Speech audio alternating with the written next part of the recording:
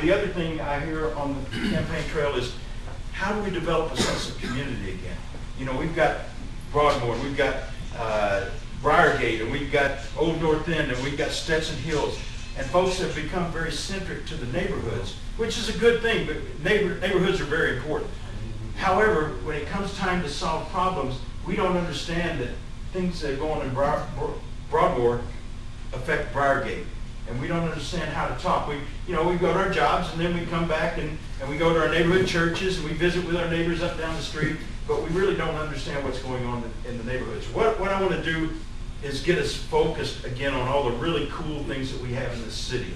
And I've got a couple of things we're doing right now to make that happen. One is a project that I introduced to the Chamber of Commerce back in December. It's called Countdown to the 4th.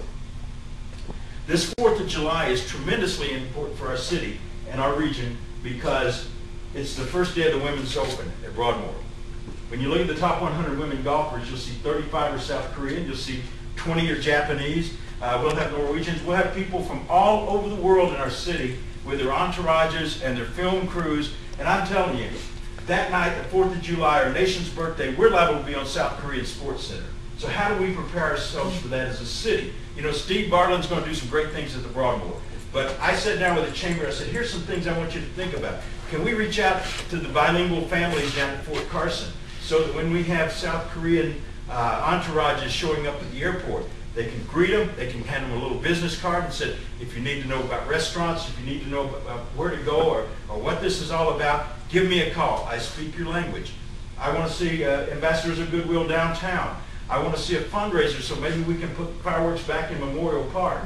I want to see us talking about maybe running buses up to the top of Pikes Peak rather than having people driving on the wrong side of the road up there, which is always a bad thing. But we've got the Convention Bureau, the Visitors Bureau tied into this right now. We've got some of the City Council, some of the county commissioners are involved in this, and I think it's going to be a spectacular project. I think we are going to be ready for 4th of July so that when those visitors leave us, they're going to go, wow, that was one of the most amazing things I've ever seen. That city celebrating their nation's birthday. Now I want to take that energy and move it to 2012. 2012 in July is tremendously important for us because that's when the Summer Olympics are being held in London. And I will tell you that if I'm your mayor, we're going to have a festival downtown. We're going to bring people in from all over the western United States to celebrate with us. The velodrome people with their bicycles signing autographs for little kids so that kids can sit there and watch them on TV and say, yeah, I just got his autograph. How cool is that? And get us excited about the things that we have in our city that we can all think about and say, this makes me proud to be in Colorado Springs. The other thing I'm doing to help pull us together is a project. You know, one of the things I get to do every year is I sit on Congressman Lamborn's Service Academy Nomination Board. And I will tell you, the kids that come through that door just amaze me. So much talent, so much vision.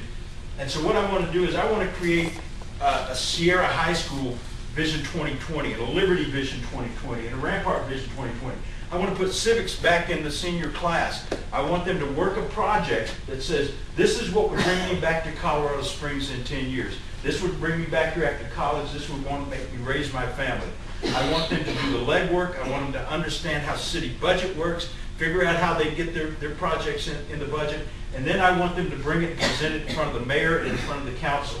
And what that does is a few things. One, creates a better sense of community because these kids are going to be jazzed about this project. They're going to be talking to their parents and their teachers about it. And secondly, and maybe just as importantly, these 17-year-olds will be very smart voters when they turn 18.